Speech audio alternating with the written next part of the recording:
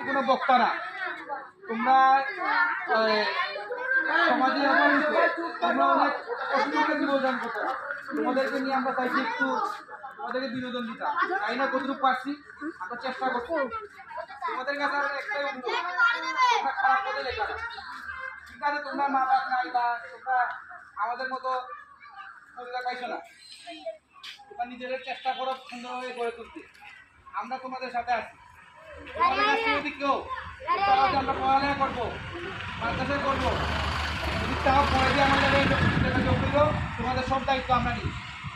যদি তোমরা পড়ালেখা করতে চাও, বুঝতে পারছি, যদি বলে আমরা পড়ালেখা করি, আমার পড়ালেখা করার ইচ্ছা আছে, আমার এই জীবন ভালো লাগে না, এই জায়গায় নেশা করা এইসব ভালো লাগে না, যদি কও তাহলে আমরা তোমাদের দায়িত্ব নিব। এটা পরে যে তোমরা আমরা দেখা করো যে আমরা পড়ালেখা করতে চাই, আমরা এইভাবে জীবন চাই না, ঠিক আছে? আর আমরা যেটুকু পারছি তোমরা চেষ্টা করছি, যাই না কতটুকু বিনোদন দিতে পারছি, আমরা ক্ষুদ্র চেষ্টায় তোমাদের যেটুকু পারছি করছি। তোরা যদি ভুল টুটি হয় আমরা মাফ করে দিও, ঠিক আছে? আর সুন্দর একবারই বললাম যে জীবনটা আমরা জীবনে একবারই আসবো, আর মরে গেলে শেষ।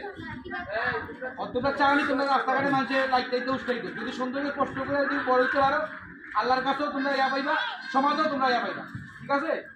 আবার বলতে আছি, কেউ যদি পড়ালেখা করতে চাও, পড়ালেখা করার ইচ্ছা আছে আমরা, বা আমার আব্বা আমার